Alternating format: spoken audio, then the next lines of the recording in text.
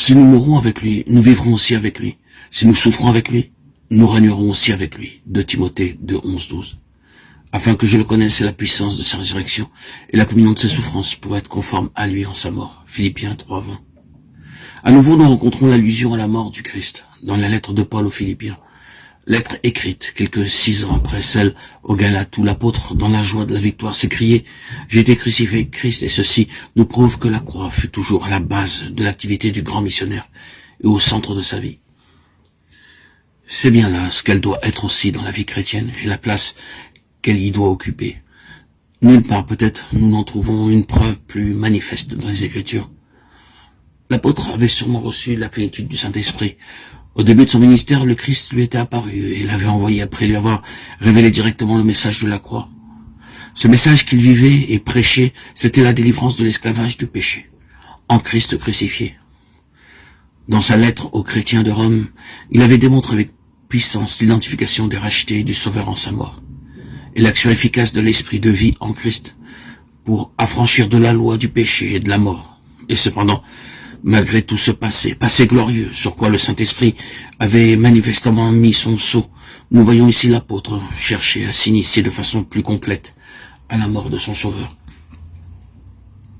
Ces paroles révèlent qu'il a découvert de nouvelles richesses, pénétré de nouveaux domaines, où il a atteint un nouveau degré de maturité spirituelle, et que ceci entraîne avec soi une communion plus intime, plus profonde aux souffrances de Christ.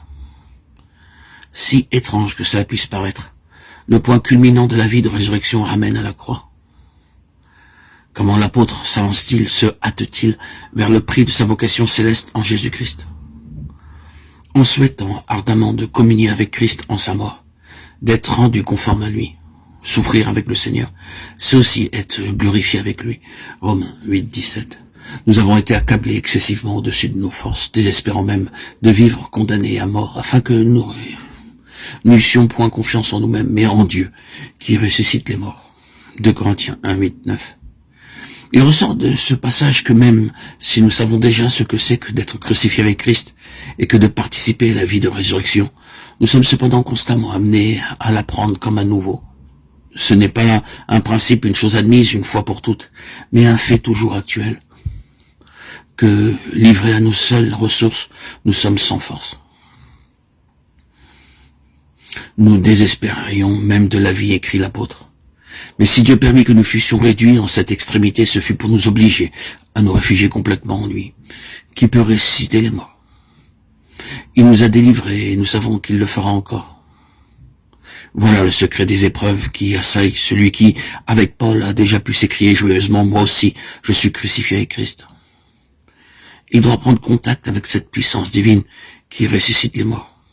Alors, dans les adversités, les faiblesses, les circonstances qui le dépassent, où il désespère de tout et de tous, où tous les concours humains sont inutiles ou font défaut, il se réfugie en Dieu et il trouve la délivrance.